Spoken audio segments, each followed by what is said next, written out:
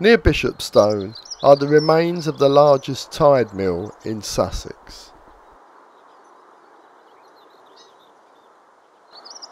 The tide mills date back to 1761.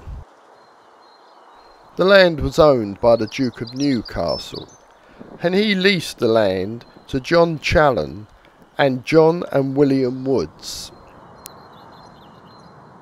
These three entrepreneurs could see the potential of using the tide to power a flour mill.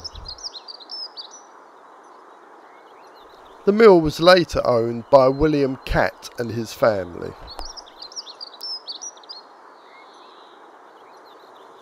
The channel that was dug to allow the tide to pour through and drive the mill was deep enough at high tide to take a 140-ton ship.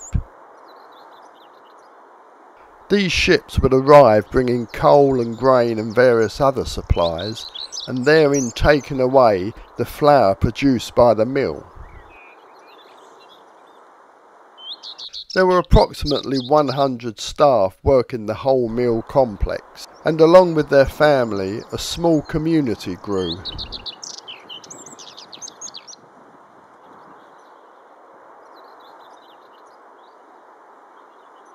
The tide mills became almost self-sufficient. There were shops, blacksmiths, a railway station, hospital and a nurses' home.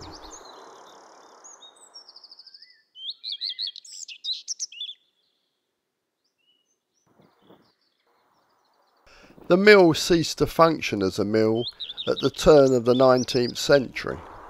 In 1936, the buildings were condemned as unfit for human habitation. The last resident of the tide mills was forcibly removed in 1939.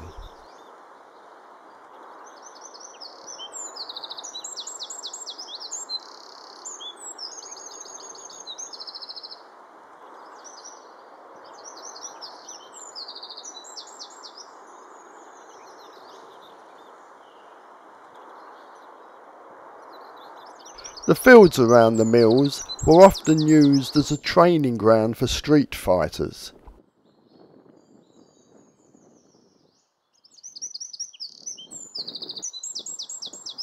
During the Second World War, vast numbers of Canadian troops were billeted in the area.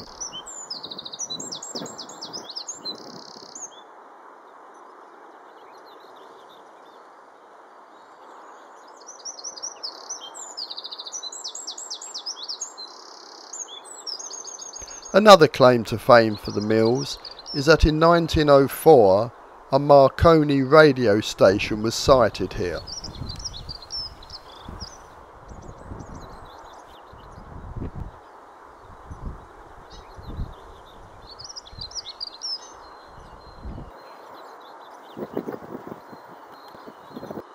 Leslie Thomas, the novelist, featured the tide mills in his book A Kind of Vanishing.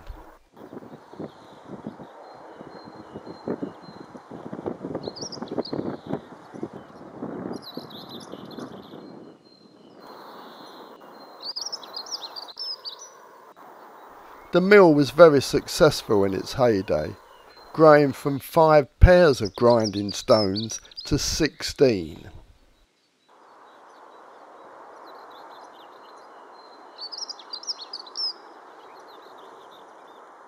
The remains of the tide mills are now part of the Ouse Estuary Nature Reserve, and there is a vast amount of wildlife to be seen here.